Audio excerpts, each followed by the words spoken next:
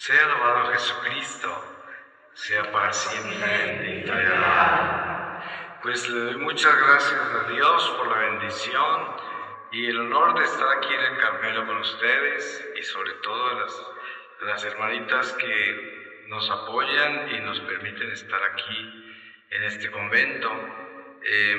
Ya después de la introducción les contaron la reflexión que voy a empezar a hacer sobre puedo cambiar mi vida, y le pediremos ayuda al Espíritu Santo con su palabra. Y voy a comenzar con una lectura de la Epístola a los Romanos, en el capítulo 11, desde el versículo 16. El olivo y el arcebuche. Y si las primicias son santas, también la masa. Y si la raíz es santa, también las ramas. Que si algunas ramas fueron desgajadas, mientras tú, olivo silvestre, fuiste injertado en su lugar, hecho partícipe con ellas de la raíz y de la savia del olivo, no te engríes contra las ramas. Y si te engríes, sábete que no eres tú quien sostiene la raíz, sino la raíz quien te sostiene. Pero dirás, las ramas fueron desgajadas para que yo fuera injertado. Muy bien, por su incredulidad fueron desgajadas, mientras tú, por la fe, te mantienes. No te engrías, más bien teme, que si Dios no perdonó a las ramas naturales, no sea que tampoco a ti te perdone. Así pues, considera la bondad y la severidad de Dios. Severidad con los que cayeron, bondad contigo, si es que te mantienes en la bondad, que si no, también tú serás desgajado. En cuanto a ellos, si no se obstinan en la incredulidad, serán injertados, que poderoso es Dios para injertarlos de nuevo. Porque si tú fuiste cortado del olivo silvestre, que eras por naturaleza para ser injertado contra tu natural en un olivo cultivado, con cuánta más razón ellos, según su naturaleza, serán injertados en su propio olivo. Palabra de Dios. Pues todos estamos pendientes de lo que San Pablo nos ha anunciado, precisamente sobre esto que es los judíos y su regreso a ese olivo, que es la conversión masiva de los judíos antes del regreso de Jesús, que San Pablo considera que es la señal más grande para saber que Jesús ya regresa. Por eso, pues en este momento no hay ninguna señal de eso, de una conversión masiva de los judíos. Pero sin embargo sabemos que esto ocurrirá de la noche a la mañana. Pero de esos que está hablando este pasaje, ¿no? De esos que fueron cortados del olivo y nosotros fuimos injertados al olivo. Pero ellos pueden volver a ser injertados al olivo porque Dios puede hacer lo que Él quiere, y es lo que se supone que sucederá antes de que el Señor regrese, y los judíos también prepararán la segunda venida del Señor, estarán con nosotros para eso. Pues la pregunta es, ¿puedo cambiar yo de verdad mi vida? Y es que entre la historia sagrada, nosotros en el cristianismo estamos precisamente edificados sobre el testimonio, y el testimonio es una conversión. Cuando leemos los Hechos de los Apóstoles, San Lucas se dedica a presentar toda esa historia extraordinaria al principio de la Iglesia y las maravillas que ocurren con el caminar de los apóstoles, como todos estos milagros, portentos, prodigios que hace el Espíritu Santo a través de ellos, trayendo gente de todos los lados de la vida y llevándolos a conocer a Jesucristo en formas extraordinarias. Y el Espíritu no cesa de hacer eso. No cesa de hacer eso. Constantemente estamos nosotros escuchando las maravillas que Dios hace. Vivimos en un mundo perverso, depravado, que no es nada diferente al mundo en que vivía San Pablo. Sabemos que cuando leemos las epístolas de San Pablo, nos damos cuenta que él hace más de 2000 años estaba describiendo al mundo en esa forma, o sea que nunca ha sido diferente, y por alguna razón la Iglesia nos dice a través del catecismo que uno de los enemigos del hombre es el mundo, precisamente porque el mundo es un espíritu, y ese espíritu se llama Satanás, que es el príncipe de este mundo. Y entonces el mundo siempre ha sido perverso y malo. Sin embargo, entendemos que precisamente lo que Jesús ha hecho con nosotros como su pueblo es asegurarnos de que estamos en el mundo sin ser de Él para llevarle almas. Y esa es nuestra misión. La primera alma, la nuestra. Y luego todas las almas que Él coloca en nuestro camino. Pero entonces, la pregunta es, ¿podré yo verdaderamente cambiar y transformarme de acuerdo a lo que el Señor me está pidiendo? Y la verdad es que sí se puede. La prueba está que tenemos un innumerable número de santos que han entrado al cielo y que la Iglesia nos los ha confirmado a través de lo que ha hecho canonizándolos, porque cuando la Iglesia canoniza a un santo nos asegura que ese santo está en el cielo, precisamente, y por eso es que nosotros entendemos de que sí es posible entrar al cielo.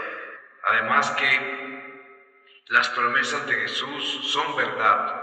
Nosotros profesamos una fe que creemos en ella y es verdad, y es que hay vida eterna, que existe la gloria de Dios, y que Jesús lo que prometió de que Él se iba delante de nosotros a prepararnos un lugar, es una realidad, y nosotros vivimos en esa esperanza, porque ¿cuánta gente anda confundida por lo que sucede en este mundo?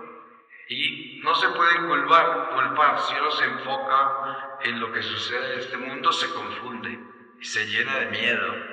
Porque pues el mundo es aterrador, en el mundo hay violencia, hay maldad en todas partes, y entonces si uno se pone a mirar lo que está sucediendo, de repente pierde la esperanza, y de pronto se llena de pesimismo. Pero cuando nosotros vivimos enfocados en la verdad, que es Jesucristo, cuando nosotros caminamos con esa verdad en nuestro día a día, entonces no vivimos con miedo y tampoco nos asustan las circunstancias de este mundo, porque nosotros sabemos que somos peregrinos, vamos de paso, y que este mundo es pasajero, y que este mundo terminará, pasará también, y por lo tanto esta no es nuestra casa. ¿De qué nos preocupa? Lo que nos debe preocupar es el pecado, a eso le debemos tener miedo. Y ese debe ser nuestro único miedo. Lo demás no nos puede preocupar, porque si tenemos la verdadera fe, entonces nos abandonamos en Dios, y lo que Él quiere hacer con este mundo, pues lo hará. Y sabemos que no se mueve una sola hoja del árbol sin la voluntad de Dios.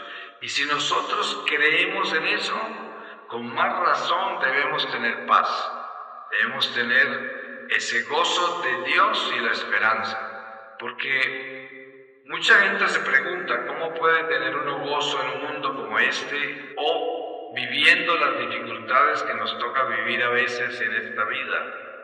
Pero la respuesta a eso es que precisamente el gozo del cristiano es siempre saber que Dios es el que reina en nuestra vida si somos fieles a Él, y que a pesar de todo lo que nos toque vivir, Él nos da la fortaleza para asumirlo, para poder vivir todo lo que nos toque vivir. El El Señor nunca permitirá que nosotros llevemos cargas más difíciles de las que nos toca cargar.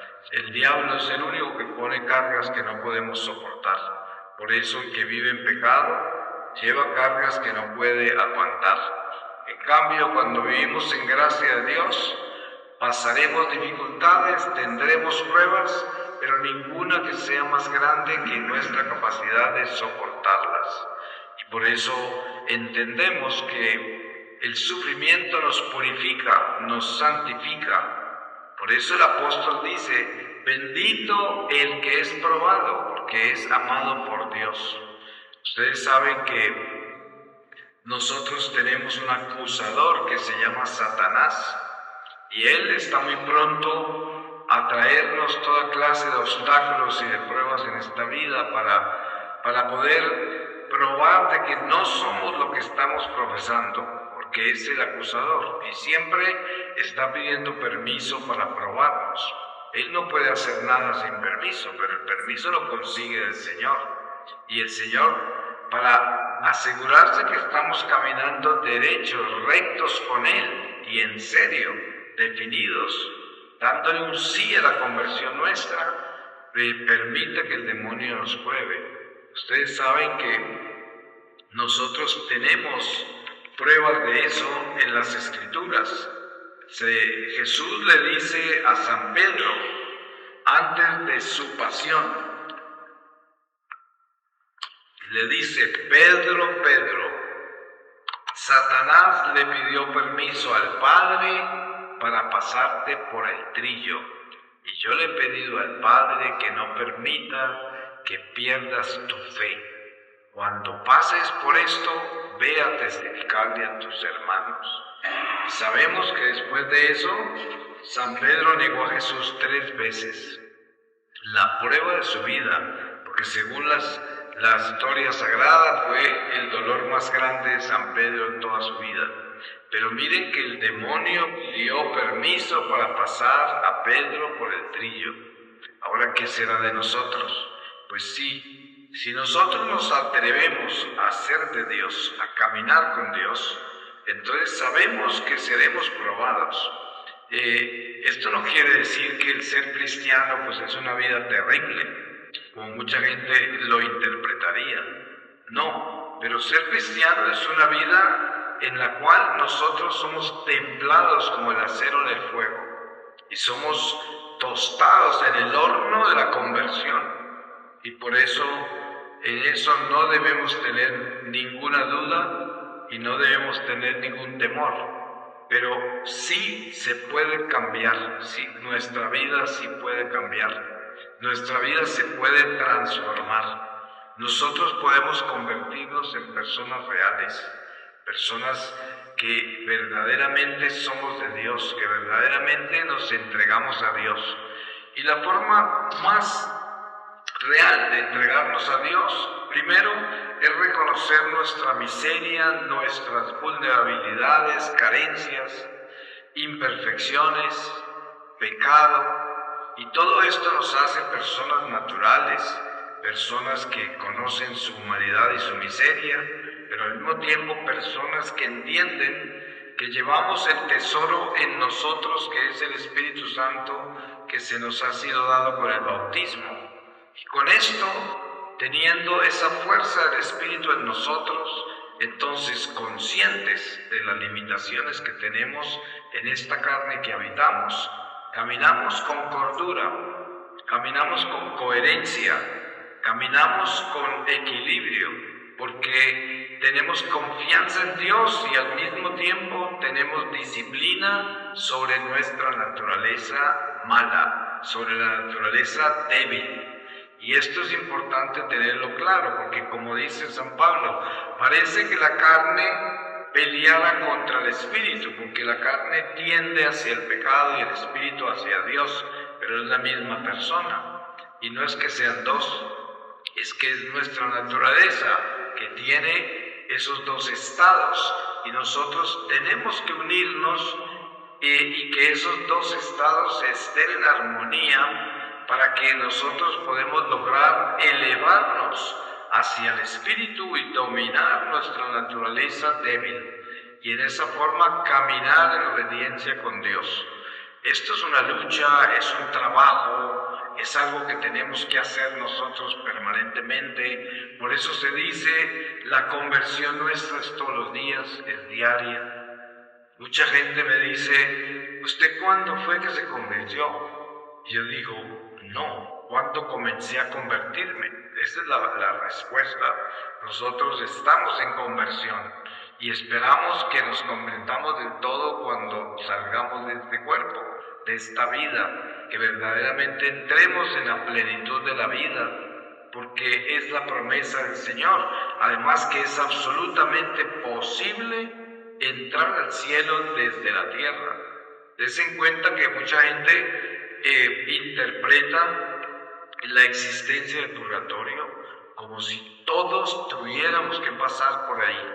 Y claro, parece que sí, pero también hay una promesa, y es que si yo verdaderamente entro en la conversión radical, donde le pongo el hacha a la raíz del pecado, puedo llegar un día a volar directamente hacia el reino. Es posible, 100% posible. Muchos lo han hecho y todos nosotros tenemos el potencial de hacerlo. Lo que pasa es que para eso se necesita tomar impulso, y ese impulso para dar ese salto se tiene que dar con valentía, y para eso se le tiene que dar el sí a Dios, el fiat, el sí de la santidad, de la conversión verdadera. Eso toma una decisión. Es como cuando una persona quiere dejar un vicio. Esta sociedad nuestra es una sociedad que enseña al hombre a vivir procesos, etapas. Y cuando nosotros creemos que para dejar el pecado necesitamos entrar en una etapa, en un proceso, no lo vamos a dejar. Es como el que empieza a dejar el cigarrillo, entonces hoy ya no fuma 200, sino 150, y se ilusiona con eso. Cuando la realidad es que el vicio se deja colocando el hacha en la raíz, como dice San Juan Evangelista. Él, cuando anuncia a Jesús, dice, el hacha está puesta sobre la raíz. Arrepiéntanse y confiesen sus pecados, porque ya viene el Señor. Y la realidad es que yo necesito tomar una decisión radical sobre el pecado y necesito cortarlo. Cuando se tiene un amante malo, porque el pecado es un amante malo, ¿qué hace uno cuando tiene un amante malo? Lo deja. Y si le toca cambiar de ciudad y cambiar todo para dejarlo, le toca hacerlo. Pero hay que dejarlo, completamente dejarlo. Y ese es el pecado. Por eso, el encuentro con el camino a la santidad es la decisión de yo entender de que sí es posible cambiar mi vida. Es absolutamente posible. Pero tengo que atreverme y tengo que ser muy valiente. Y está en mí. Y nos damos cuenta que mientras estemos habitando esta carne, tendremos una lucha hasta que la enterremos, hasta que el Señor nos llame, todos los días. Ustedes se dan cuenta que santos tan grandes como San Francisco de Asís nos enseñan cómo Él se revolcaba en la nieve para salvarse de una tentación de impureza, y hacía cosas increíbles para luchar contra todas las acechanzas que tenía el demonio y las debilidades que tenía, y así tantos santos que nos enseñan en sus historias las batallas que han tenido con el mal, con el pecado. Pero todo es porque cuando nosotros verdaderamente hemos tomado una decisión de dejar el pecado, quedamos ya en batalla espiritual, pero en batalla, porque antes de uno tomar la decisión de darle el sí a la santidad, voluntariamente se entrega al pecado. Ustedes pueden dar testimonio de eso, de que muchas veces nos hemos ido a confesar, pero sabemos que voluntariamente vamos a cometer ese pecado otra vez, voluntariamente, sin ninguna batalla. Ese es un estado en el que todavía no se le ha dado el sí a la santidad. No podemos juzgarnos por ese estado, porque cada uno de nosotros vamos al paso que le vamos dando a la conciencia y al paso que le vamos dando a nuestras decisiones personales, que son nuestra responsabilidad. Pero si nosotros queremos ayudarnos los unos a los otros, tenemos que exhortarnos constantemente y debemos exhortarnos a hacer lo que tenemos que hacer.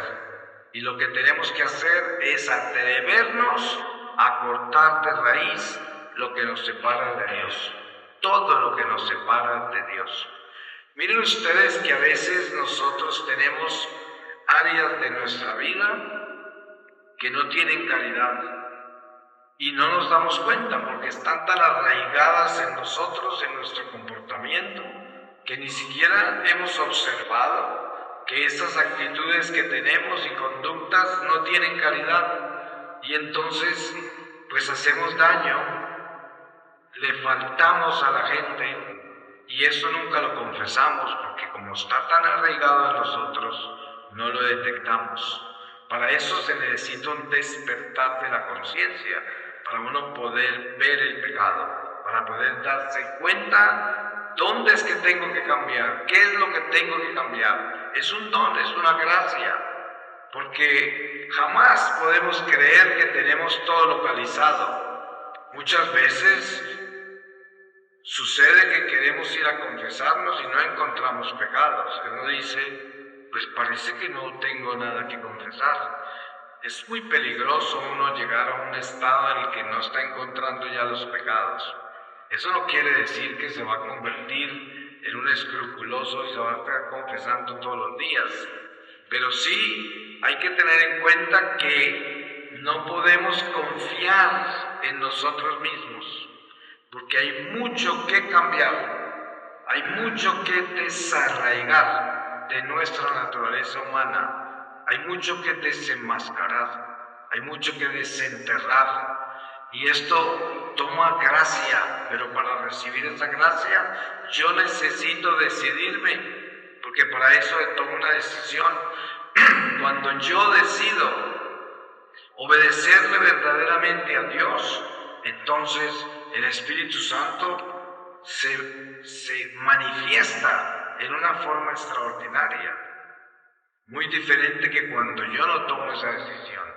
Porque precisamente lo que yo hablaba sobre ir a confesarse, sabiendo que ese pecado lo voy a cometer de nuevo voluntariamente, sin ningún esfuerzo, el Espíritu ahí ¿cómo va a actuar? Si uno tiene la voluntad comprometida, pero si uno ha tomado una decisión, es como, ustedes saben que la Iglesia nos enseña que para hacer un acto de contrición perfecto, uno tiene que estar seguro que está prometiéndole a Dios que prefiere morir que pecar otra vez, que se está arrepintiendo desde el fondo de su alma, de su corazón, de todo su ser, y que está renunciando, pero con todas las fuerzas de su ser, a ese pecado que va a confesar. Ese es un acto de contrición perfecto con el cual se puede llegar a unas indulgencias plenarias.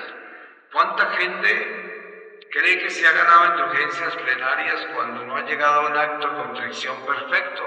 Nunca la recibió, porque las indulgencias plenarias solo se obtienen con un acto de contrición perfecto. Y des en cuenta que el hecho de que yo diga y prometa de que prefiero morir que pecar otra vez, eso no quiere decir que quede libre del pecado, porque sigo en la carne.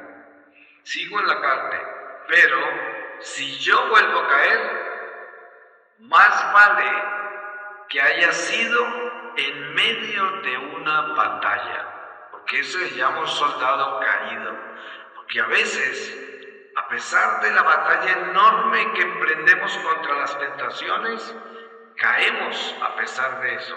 Pero ese es un soldado caído en medio de la batalla. Pero cuando caemos sin batalla, entonces esa hipocresía, esa mediocridad, esa tibieza testifica contra nosotros, porque eso es precisamente lo que no llega a convertirse en contrición perfecta.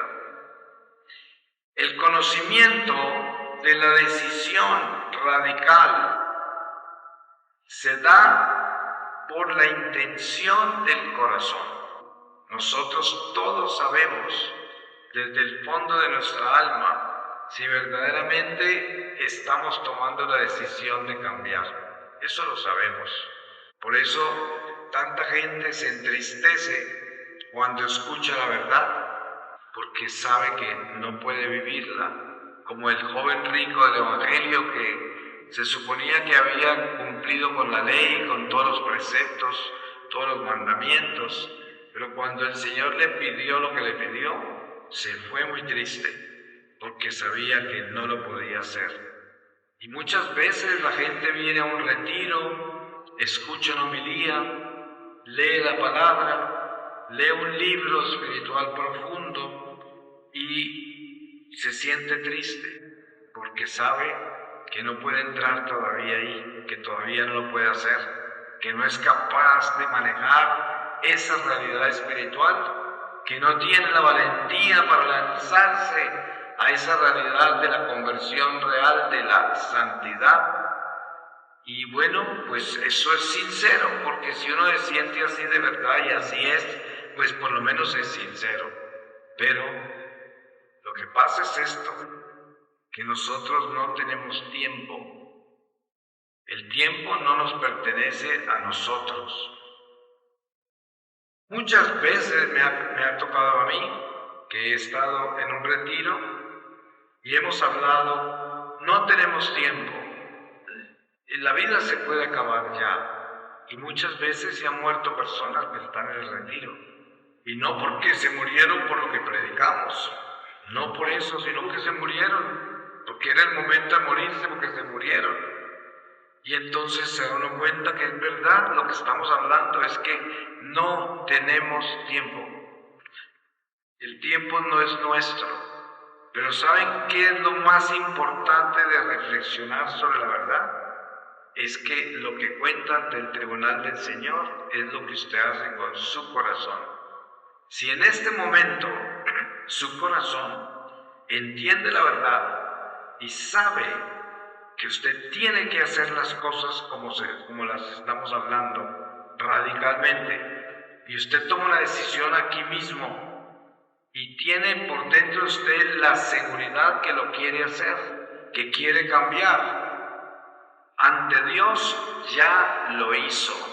Si usted se muere después de esa decisión, le aseguro que la misericordia de Dios estará de su lado, porque el Señor conoce su corazón y sabe que usted había decidido, que usted quiere hacer eso, que esa fue su decisión verdadera. Esto lo debemos tener claro porque es mucho más importante la decisión. Y sabemos que necesitamos los sacramentos, uno tiene que ir a confesarse, uno tiene que entender que la Iglesia nos enseña qué es lo que tenemos que hacer con nuestras decisiones. Tenemos que consagrarlas, por eso existen los sacramentos. Tenemos que santificarlas con la Eucaristía, tenemos que santificarlas con la oración, tenemos que santificarlas con las obras, porque cada pecado que confesamos debemos repararlo, enmendarlo, y lo hacemos a través de las obras del amor, de las obras de la misericordia, lo hacemos a través de una vida noble, una vida buena después del arrepentimiento y de un cambio de vida.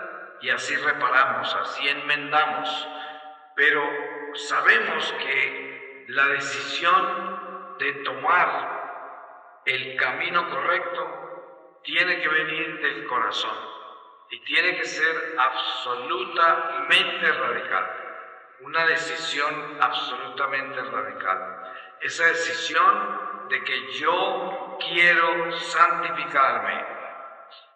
Sabemos que se necesita una increíble valentía para ser bueno. Ser malo es muy fácil, ser desobediente es muy fácil, ser rebelde es muy fácil, pero ser bueno. Des en cuenta que a los niños usted nunca tiene que enseñarles a hacer daños. Usted nunca tiene que enseñarle a un niño cómo romper un vidrio y cómo hacer ningún daño. Se lo saben por naturaleza. Hay que enseñarle a no hacerlos. Hay que enseñarle a no romper el vidrio, a no romper nada, a no hacer daños. Y no es que los niños sean malos, sino que es que la tendencia al mal está en nosotros, como dice San Pablo. En nosotros hay una mancha que nos inclina al mal. Y no es que seamos nosotros esa mancha, sino que está en nosotros. Entonces sí tenemos que aprender a ser buenos. Sí tenemos que aprender a obedecer. Sí tenemos que imponernos contra la mancha y superar esas debilidades, imponiéndonos con una suprema disciplina. Pero des en cuenta lo que decía yo antes de lo que es esta sociedad nuestra con sus procesos, con sus etapas, con sus talleres. Y le dan a entender al hombre de que, vamos a entrar en un proceso para cambiar. Y entonces la gente es feliz con eso, porque entonces siempre está en un proceso. ¿En qué vas? Ahí voy, estamos en un proceso y toda la vida en ese proceso. Cuando sabemos que el Evangelio no habla de procesos, ni de etapas, ni de talleres. El Señor es muy claro con eso. Él dice, si este ojo te hace pecar. Él no dice, llévalo a terapia. No, ponlo en un taller. ¿Qué es lo que dice el Señor? Sácatelo, ¿no? Y si este brazo te hace pecar, ¿qué hace con él? Llévelo a la clínica de rehabilitación. No, córtatelo. Des en cuenta, y la gente dice, cuando se habla en esos términos, ¿saben qué dicen? ¡Ay, qué hombre tan duro, tan radical, tan de falta de misericordia, de caridad! Entonces, ¿están hablando de Jesús o qué? ¿Están hablando del Señor? ¿De que es falta de caridad y de misericordia? Porque así habla Jesús. El Señor no habla de que hay que poner esto en rehabilitación y en procesos y en etapas. No. ¿Usted quiere dejar el vicio?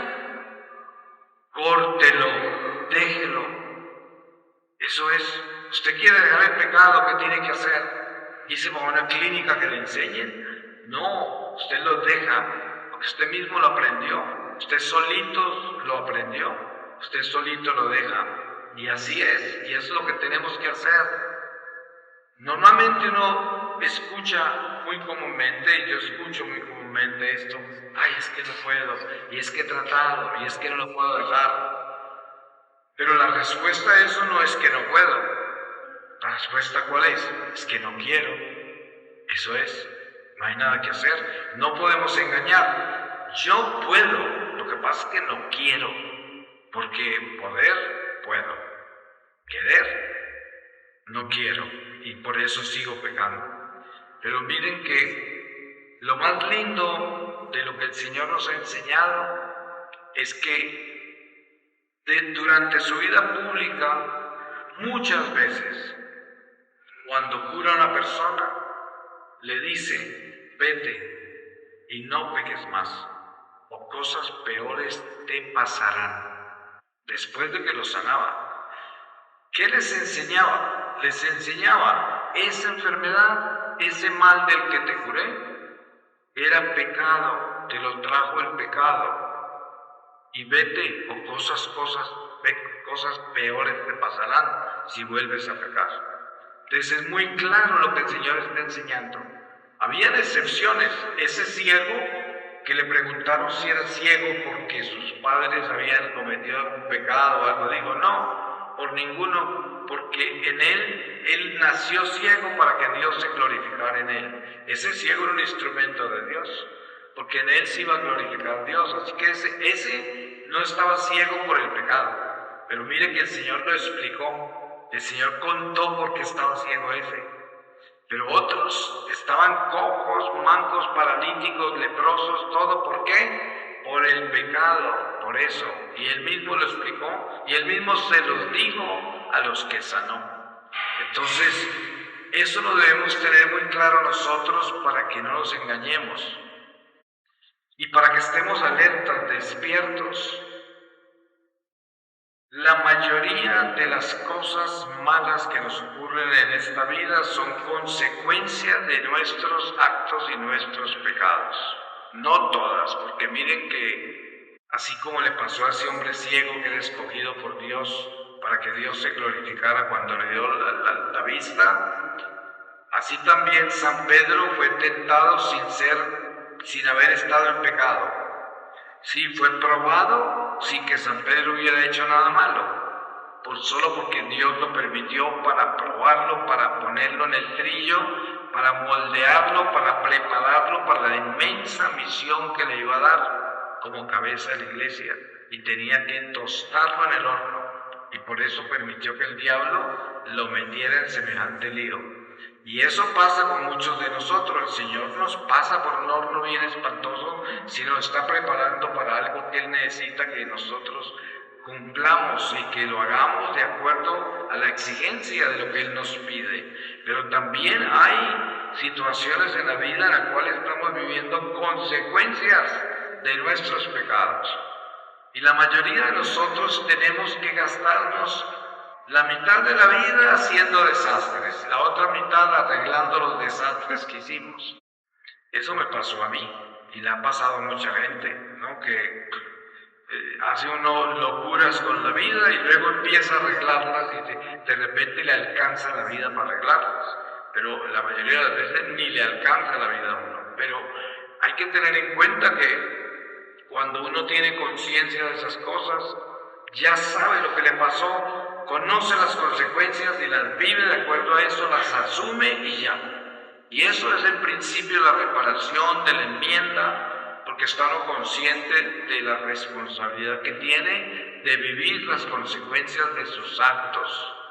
Y es muy importante tener esa responsabilidad y esa conciencia. Y hay mucha gente que dice, entra en una conversión, empieza a obedecerle a Dios, y vivió una vida desordenada por mucho tiempo, y entonces ya quiere que todo se le arregle, y empieza a decir, ¿hasta cuándo seguirá esto con todos estos problemas, todas estas cosas que me pasan? ¿Y qué será? ¿Por qué será que el Señor? Y dice, pues, ¿usted no se acuerda que usted vivió una vida espantosa y ahora le toca vivir una vida en reparación, en enmienda? Tiene que tener paciencia para que ordene sus cosas, ¿no? Y dele gracias a Dios que lo rescató y que lo trajo a una nueva vida y que ahora tiene fe y que ahora camina con Dios. Pero no espere que las cosas sean color de rosa y que vaya a caminar con pétalos porque está obedeciéndole a Dios. Al contrario, cuando nosotros nos ordenamos y empezamos a caminar rectos con el Señor, pues todo tiene que ordenarse, todo tiene que ordenarse. Y hay que estar preparado para eso sin protestar. Tense en cuenta que una de las gracias más grandes que podemos recibir nosotros es aprender a vivir en la paz del Señor, asumiendo los cambios que nos toca asumir en esta vida sin protestar, sin estar uno cuestionando la vida, cuestionando a Dios, cuestionándose a sí mismo o al prójimo, sino viviendo en la paz del trabajo. El trabajo para superar todo lo que tengo que superar. Es un trabajo arduo, porque tenemos que superar nuestros defectos y santificar nuestra vida con cincel y martillo. Esto es un trabajo escultural. Tenemos que labrar esta obra, tenemos que esculpirla. Es una obra de arte. La vida nuestra es una obra de arte. Hay que pulirla muy bien, hay que ponerla bella, hay que ponerla a la altura de la boda que nos espera con el Cordero. Tenemos que prepararnos, hay que limpiar todo, hay que arreglar todo y hay que hacerlo con paciencia. Y no sabemos si lo vamos a alcanzar a preparar antes de que nos llame, no sabemos. Pero el Señor es tan bueno que les voy a contar cómo es que la misericordia de Dios actúa en ese aspecto. Si yo me dedico a trabajar en prepararme todos los días para estar ya con la ropa limpia cuando Él me llame, y a pesar de que no alcanzo a limpiarla toda cuando Él me llame, como el Señor sabe que yo verdaderamente quería limpiarla toda antes de que Él me llamara, Él al llamarme me llama con la ropa limpia ya, porque Él me da la limpieza lo que me faltaba. Así es el Señor. Él nos completa lo que nos faltaba. Miren que la redención en Jesucristo quiere decir completarnos. ¿Qué es lo que nos falta antes de la redención? Nada menos que la vida es lo que nos falta, porque estamos muertos en el pecado. Y el Señor nos trajo la vida, nos complementó, nos dio lo que nos faltaba. Pero también en el camino a la conversión, nosotros cuando tenemos la intención de verdaderamente cambiar, de verdaderamente prepararnos para Dios, de verdaderamente dejar todo lo malo, de verdaderamente, sinceramente convertirnos, le aseguro que si el Señor lo llama y es todo lo que usted quería, prepararse, santificarse, hacer todo bien, cuando lo llame lo completa, le completa lo que le faltaba. Esa es la misericordia de Dios, porque sabe de qué está hecho el purgatorio, de todo lo que usted no completó en su conciencia, no de lo que no completó por falta de tiempo, porque quería completarlo, sino lo que no completó en su conciencia, lo que no completó en sus decisiones, lo que no completó en sus intenciones. Ese es un estado imperfecto que termina en purgatorio. Entonces, por eso es importante perfeccionarnos ahora, perfeccionarlo, porque entonces Él nos completa al final de esta vida. Mucha gente dice, imposible la santidad. No es imposible, porque es que el Señor es misericordioso, justo y perfecto, y amoroso. Y si usted hace lo mismo, si usted decide, lo que yo tengo que hacer es cambiar de todo, lo que yo tengo que hacer es perfeccionarme, lo que yo tengo que hacer es santificarme, me voy a limpiar, voy a trabajar todos los días en esto, y ese es un trabajo muy duro, y todos los días estoy diciendo, aquí estoy fallando, allá también, y dele todos los días. Si el Señor lo encuentra así, trabajando así, todo lo que le falta se lo completa. Pero si usted tiene cosas que usted todavía no quiere dejar, miren que uno de los apegos más grandes que tenemos nosotros es aquellas cosas que tanto queremos que todavía no tenemos. Esos son los apegos más peligrosos. Esos sueños frustrados, esas cosas que usted tanto anhela, esos deseos que usted tiene y que todavía no los tiene, eso tiene que arreglarlo, eso tiene que limpiarlo, eso tiene que renunciarlo, eso tiene que entregarlo, porque esa es una posesión, aunque no la tenga todavía, pero usted la desea tanto que es su posesión. Y si usted muere así, queda incompleto, porque usted tenía eso ahí pendiente. Pero mire que si usted se está preparando de verdad, ¿qué es lo primero que entrega? Sus deseos, esas cosas que usted tanto anhela que todavía no tiene, también las entrega, porque eso hay que entregarlo. Eso no lo puede poseer, eso no lo puede tener ya, si es que verdaderamente le quiere pertenecer a Dios. Por eso hay que trabajar muy duro con esto, para que vamos llegando poco a poco a ese trabajo de la perfección y la santidad, con un corazón sincero, limpio, decidido, y en esa forma el Señor está feliz con nosotros, porque sabe que vamos derecho hacia la voluntad, hacia su voluntad. Voy a terminar con una lectura de los Hechos de los Apóstoles, capítulo 9, desde el versículo 20, y dice: estuvo algunos días con los discípulos en Damasco, Y enseguida se puso a predicar a Jesús en las sinagogas. Este es el Hijo de Dios. Todos los que le oían quedaban atónitos y decían: ¿no es este el que en Jerusalén perseguía encarnizadamente a los que invocan ese nombre? Y ha venido aquí con el objeto de llevárselos encadenados a los sumos sacerdotes. Pero Saulo se fortalecía y confundía a los judíos que vivían en Damasco, demostrándoles que este es el Cristo.